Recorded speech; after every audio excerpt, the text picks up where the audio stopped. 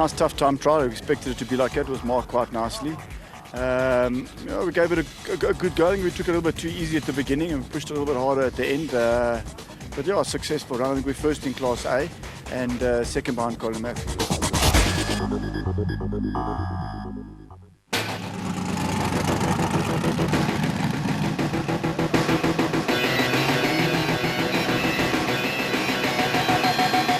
It's an extremely cold morning here in Gaborone, but already the crowds are starting to fill in. It is race day for the Toyota Kalahari Botswana 1000 Desert Race, and behind me, the Toyota Hilux of Leroy Poulter and Alvin Coetzee. You know, we had a good run yesterday, nice and clean, and look, it was, like we said yesterday, a bit open for us. Today might be a bit different. We're going to have to find the routes, and you know, a little bit more on the navigation side is going to play a role today. But let's see if we can do this. Sixth place is great. We've got 5 buckies in front of us to clear the route, and then it's us, then 2 buckies behind us, and then the next special. And yeah, I mean, this is a long day. This is 480 k's. It's the longest loop ever at Botswana. Hopefully we've got enough fuel to carry it. There's a lot of guys here that are going to have to tap off a little bit here and there. But yeah, tomorrow's another day, so we'll just bring it to the end today. Poulter and Coetzee first out the blocks. Not far behind them, Iku de Bruin and Henry Hugo in the Micron Toyota Hilux. The beautiful sight of Kumakwane, the backdrop of a historic and certainly prestigious race, with Kockenberger starting in 3rd place, with another Dakar Challenge entry in 4th place, Thomas Rundle and Juan Moore from Regent Racing. Poulter was absolutely flying in qualifying, and he's doing the same here. Great driving from a man who's conquered all sorts of racing, including the SA karting and rally circuits. Henry Hugo and Hicho de Bruin said they never had any real dust during the prologue. It's a little different now. Thousands of fans lining the route to get a glimpse of the action, and it looks as if they're getting an extended view of Malcolm Koch and Johan Burger, losing their bearings somewhat and undecided about where to go. Well, it looks as if they're back on track, not really costing them too much. In the hot seat now with Rundle and Moore, a very tough challenge for Rundle as his co-driver unbelievably has no voice. Nothing but silence in their car. Now they won at Eston, can they do it again here? The Castrol Toyota team of Anthony Taylor and Dennis Murphy. Well, bad news for Poulter and Coetzee, their race coming to an end because of electric failure. You could see them on the side of the road. It means we have a new lead in De Bruin and Hugo. On to the specials, Matthews and Smith well in front and looking for their 2nd win of the season. You can't miss the brand new blue of the Atlas Copco team of Berthold and Rousseau. They may look like they're going along smoothly, but it's very different inside. As you can see here, dust everywhere, while Berthold is still getting used to the car, especially as switching to left-hand drive takes plenty of concentration. Hutchison and Stassen not too far behind Matthews and Smith. Also reveling in their first outing, Van Biljon and Hasselman had lost a few positions. Defending champions Foss and Howie. Visibility extremely poor out in these roads, especially if you're not in front. Howie playing a crucial role in telling his driver where to go. Dust, sand and more dust out there, as can be seen from this beautiful helicopter shot of Herman and Wichard Silvald of Elegant Fuel Striker. One of the nicest teams you're ever likely to meet, Chris Visser and Jaapie Badenhorst from Ford Racing. Championship leaders and proving why they're so good, motoring along despite seeing very little. That just shows how difficult it is. Close quarters racing is almost impossible in these conditions. Visser and Badenhorst giving themselves a bit of a gap behind the special. They describe qualifying as being very typical of the Toyota 1000 Desert Race, while adding that their car is in good shape.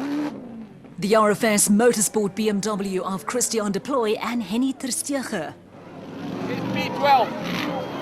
Here we have our Regent Racing celeb team of Archie Rutherford and Donaldson CEO Rob Simpson.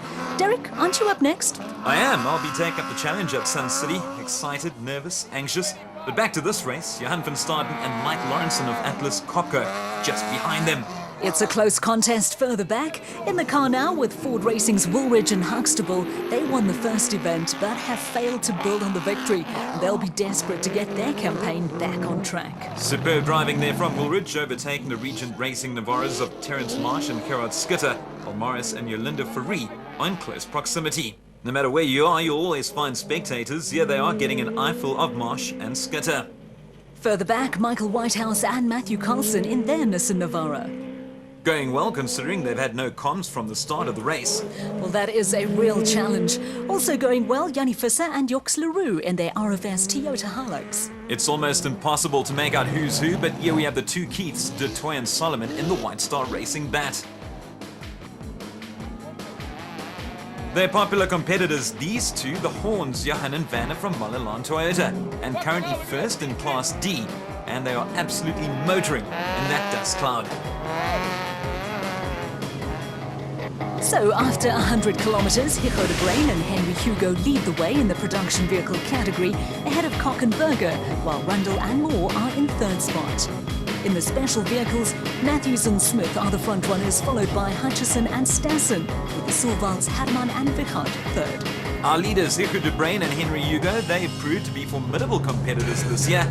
No surprise that they're doing so again this time round. Keep an eye out for these two, Rundle and Moore from Regent Racing. A slow start to the year, but improving race by race. It's been anything but slow for Taylor and Murphy from Castrol Toyota, picking up where Poulter and Coetzee left off. These two are flying. On to our leaders in the specials, Matthews and Smith from Century Racing.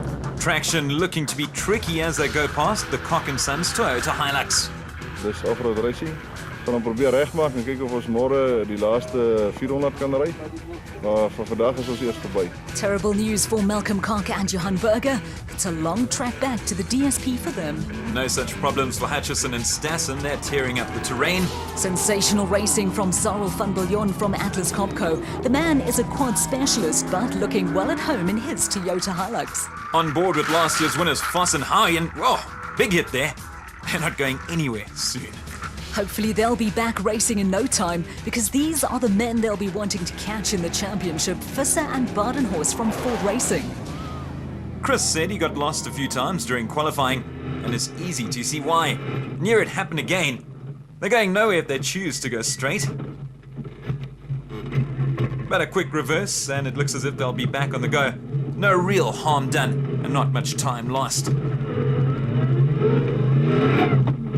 We've got so used to seeing the other Silvalds amongst the leaders. This time round, it's Herman and Wichert from Elegant Fuel flying the flag for the family. Deploy and Testierke and the RFS BMW have struggled to reach the flag this season, and they'll be desperate to change that this weekend. Derek, here's the view you'll be faced with at Sun City.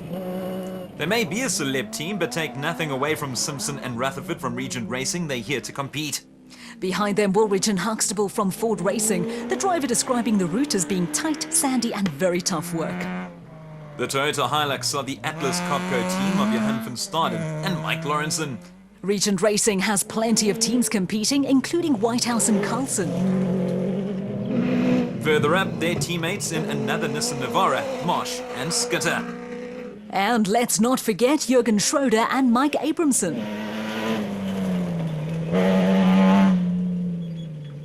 As I said, fans come from everywhere, and you can't believe the lengths they'll go to get a good look of the action. Further back, Jannie Visser and Joks Leroux in their RFS Toyota Hilux. Here we're seeing the Rubicon Racing Ford Ranger of Louw de Bruin and Rian Kralin for the first time. Johan and Werner Horn both said that this course suits them, and they're certainly proving it true. First loop done, just 3 to go. De Bruin and Hugo in the Micra and Toyota Hilux leading the way. It's difficult to be in the first car on the route, especially with the quads and the bikes from yesterday. We battled to get a perfect track, but otherwise than that, we're running good. Fortunately for us, there's a dust gap, so hopefully we can continue and still be here tomorrow. Not far behind, Regent Racing's Rundle and Moore. Must be honest, we were in a little bit of dust early this morning, but we haven't been in dust the rest of the loop. So yeah, we're really just holding station and car's good. So a great first loop for De Bruyn and Hugo, reaching the DSP in a time of 4 hours, 26 minutes and 59 seconds, just over 3 minutes clear of Rundle and Moore, who are leading the Dakar Challenge at this stage. Taylor and Murphy on third spot, followed by Van Biljon and Hasselman. Moving on to the specials now, and Matthews and Smith in front. It's a lovely route. We're having so much fun out there. I didn't want it to come to an end. It's awesome. It's really Lacquer it is, the pair reaching the DSP in a time of 4 hours, 33 minutes and 47 seconds. Just over a minute and a half clear of fellow Dakar Challenge competitors Hutchison and Stassen, while Hammond and Wichert Sulvold are just over 5 minutes adrift.